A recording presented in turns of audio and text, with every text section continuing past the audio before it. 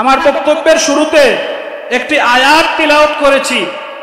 সেই আয়াতের মধ্যে আল্লাহ পাক রব্বুল আলামিন 8টি জিনিসকে একটি বাটখারা, একটি পাল্লায় উঠিয়ে, পাল্লার একদিকে 8টি জিনিসকে উঠিয়ে আল্লাহ পাক ঘোষণা করেছেন যে হে মুমিনেরা, হে বিশ্বাসীরা, হে বিশ্বের মুসলমানেরা, কুল ইন কানা আবাউকুম ওয়া আবনাউকুম ওয়া ইখওয়ানুকুম ওয়া আশীরাতুকুম ওয়া আজওয়াজুকুম ওয়া আশীরাতুকুম। আল্লাহ পাক 8টি জিনিসকে পাল্লার একদিকে উঠিয়েছেন, তুলনা করেছেন। আল্লাহ পাক বলছেন যে যদি তোমাদের পিতামাতারা, তোমাদের পিতৃপুরুষরা, তোমাদের পিতামাতারা, 1 নম্বর তোমাদের পিতামাতারা, 2 নম্বর তোমাদের সন্তান সন্ততিরা, 3 নম্বর তোমাদের ভাই বোনেরা, 4 নম্বর তোমাদের স্ত্রীরা, 5 নম্বর তোমাদের প্রতিবেশীরা, 6 নম্বর আমওয়ালিন ইকতারাফতুমুহা, তোমাদের ওই সমস্ত সম্পত্তি যে সম্পত্তি তোমরা উপার্জন করে থাকো, 7 নম্বর ওয়া তিজারাতুন তাখশাউনা কাসাদাহা। 6 নম্বর আল্লাহ পাক তুলনা করছেন সেই বাটখারার মধ্যে, সেই দাড়িপাল্লার এক পাশে আল্লাহ পাক ওজন দিচ্ছেন যে ওয়া তিজারাতুন তাখশাউনা কাসাদাহা, তোমাদের সেই ব্যবসা বাণিজ্য, যে ব্যবসা বাণিজ্যকে তোমরা ক্ষতির আশঙ্কা করতে থাকো, ভয় করতে থাকো যে এই ব্যবসায় লস হতে পারে। ওয়া মাসাকিনু তারদাউনাহা, এবং তোমাদের গড় বাড়ি সমূহ, যে গড় বাড়ির উপর তোমরা সন্তুষ্ট, তোমরা আরাম আয়েশে যে গড় বাড়িতে থাকো, এই গড় বাড়ি সমূহ, এই 8টি জিনিস, তোমাদের পিতামাতারা, তোমাদের সন্তান সন্ততিরা, তোমাদের ভাই বোনেরা, তোমাদের স্ত্রীরা, তোমাদের প্রতিবেশীরা, তোমাদের সম্পদ সমূহ, যে সম্পদ তোমরা অর্জন করো, তোমাদের ব্যবসা বাণিজ্য, যে ব্যবসা বাণিজ্যের ক্ষতির সম্ভাবনা রয়েছে, তোমাদের গড় সমূহ, যে গড় সমূহে তোমরা আরাম আয়েশে বসবাস করো, এই 8টি জিনিস থেকে আহাব্বা ইলাইকুম মিনাল্লাহি ওয়া রাসূলিহি ওয়া জিহাদিন ফি সাবিলি। দাড়িপাল্লার অন্য পাশে আল্লাহ পাক তুলনা করছেন 3টি জিনিসের, যে আহাব্বা ইলাইকুম মিনাল্লাহি ওয়া রাসূলিহি ওয়া জিহাদিন ফি সাবিলিহি, তোমাদের কাছে যদি আল্লাহর থেকে, আল্লাহর হাবিব সাল্লাল্লাহু আলাইহি সাল্লাম থেকে এবং আল্লাহর প্রতি জিহাদ থেকে, এই 3টি জিনিস থেকে ওই 8টি জিনিস তোমাদের কাছে প্রিয় হয়ে যায়, অর্থাৎ দাড়িপাল্লার এক পাশে যদি এই 8টি জিনিস ওজন দেয়া হয়, আর এক পাশে যদি ওই 3টি জিনিসের যে কোনো একটি জিনিস তোলা হয়, আল্লাহর প্রতি ভালোবাসা, আল্লাহর হাবিবের প্রতি ভালোবাসা এবং আল্লাহর রাস্তায় জিহাদের প্রতি ভালোবাসা, আহাব্বা ইলাইকুম মিনাল্লাহি ওয়া রাসূলিহি ওয়া জিহাদিন ফি সাবিলিহি। দাড়িপাল্লার এক পাশে তো আমরা তুললাম 8টি জিনিস, আর এক পাশে 3টি জিনিসের যে কোনো একটি জিনিস যদি তোলা হয়, আর সেই 8টি জিনিসের পাল্লা যদি তোমাদের কাছে ভারী হয়ে যায়, ফাতারাব্বাসু হাত্তা ইয়াতি আল্লাহু বিআমরি।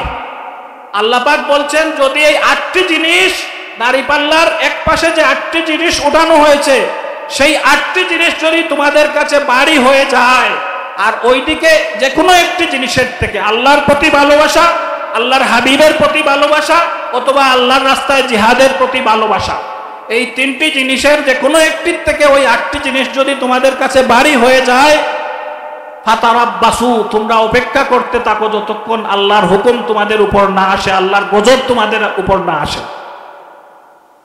এই আয়াত দ্বারা আল্লাহ পাক রব্বুল আলামিন আমাদেরকে নির্দেশ দিচ্ছেন যে 8টি বিষয় আমি আপনাদের কাছে উপস্থাপন করেছি। আমাদের পিতামাতার প্রতি আমাদের ভালোবাসা, সন্তান সন্ততির প্রতি আমাদের ভালোবাসা, আমাদের ভাই বোনের প্রতি আমাদের ভালোবাসা, আমাদের স্ত্রীদের প্রতি আমাদের ভালোবাসা, আমাদের প্রতিবেশীদের প্রতি আমাদের ভালোবাসা, আমাদের ধন সম্পদের প্রতি আমাদের ভালোবাসা, আমাদের ব্যবসা বাণিজ্যর প্রতি আমাদের ভালোবাসা এবং আমাদের গড় বাড়ির প্রতি আমাদের ভালোবাসা, এই 8টি জিনিস থেকে অবশ্যই ভালোবাসা বেশি হতে হবে আল্লাহর প্রতি, আল্লাহর রাসূলের প্রতি এবং আল্লাহর প্রতি জিহাদের প্রতি। যে আয়াতটি আপনাদের সম্মুখে তেলাওয়াত করেছি, আল্লাহ পাক 8টি বিষয়ের উপস্থাপন করে বলছেন যে আহাব্বা ইলাইকুম মিনাল্লাহি ওয়া রাসূলিহি ওয়া জিহাদিন ফি সাবিলিহি ফাতারাব্বাসু। আমরা যেন সেই বিষয়ে আমাদের জীবনকে পরিচালিত করতে পারি, সেই 8টি বিষয়ের প্রতি ভালোবাসা একত্রিত করলে যতটুকু হবে তার চেয়ে বেশি যেন ভালোবাসা আমরা আল্লাহর প্রতি হয়, আল্লাহর হাবিবের প্রতি হয় এবং আল্লাহর রাস্তায় জিহাদের প্রতি আমাদের ভালোবাসা সৃষ্টি হয়। আল্লাহ পাক আমাদের যেন কবুল করুন। প্রিয় শিক্ষার্থীবৃন্দ, আজকে আমরা একটি ক্রান্তিকাল অতিক্রম করছি, যে সময় আমাদের অবশ্যই আমাদের পথ, চলার পথ কুসুমাস্তীর্ণ নয়, অনেক কণ্টকাকীর্ণ পথ আমাদের সম্মুখে আসতেছে। আমরা যেন জিহাদের পথে উদ্বুদ্ধ হতে পারি। আল্লাহ পাক রব্বুল আলামিন আমাদেরকে উৎসাহ দিচ্ছেন, ইন্নাল্লাহা ইউহিব্বুল্লাযীনা ইউকাতিলুনা ফী সাবিলিহি সাফফান কাআন্নাহুম বুনিয়ানুম মারসুস। আল্লাহ পাক ওই সমস্ত বান্দাদেরকে ভালোবাসেন যারা আল্লাহর রাস্তায় সীসাডালা প্রাচীরের মতো আল্লাহর রাস্তায় জিহাদের জন্য প্রস্তুত হতে পারে, জিহাদ করতে পারে। সেই মুজাহিদদের জন্য আল্লাহ পাক রব্বুল আলামিনের ভালোবাসা। আল্লাহ পাক বলছেন, ইউহিব্বুল্লাযীনা ইউকাতিলুনা ফী সাবিলিহি সাফফান কাআন্নাহুম বুনিয়ানুম মারসুস। আল্লাহ পাক বলছেন, ওয়া আইদ্দু লাকুম মাসতাতাতুম মিন কুওয়াতিন ওয়া মিন রিবাতিল খাইলি তুরহিবুনা বিহি আদুওয়াল্লাহ ওয়া আদুওয়াকুম। তোমাদের শত্রু এবং আল্লাহর শত্রুকে প্রতিহত করার জন্য তোমরা তোমাদের সর্বশক্তি নিয়ে প্রস্তুত থাকো।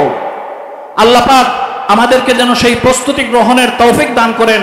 আল্লাহ পাক বলছেন, আম হাসিবতুম আন তাদখুলুল জান্নাতা ওয়ালাম্মা ইয়াতিকুম মাসালুল লাযীনা খালাউ মিন ক্বাবলিকুম মাসাতহুমুল বাসাউ ওয়াদ-দাররাউ ওয়া যুলজিলু হাত্তা ইয়াকুলার রাসূলু ওয়াল্লাযীনা আমানু মাআহু মাতা নাসরুল্লাহ আলা ইন্না নাসরাল্লাহি কারীব।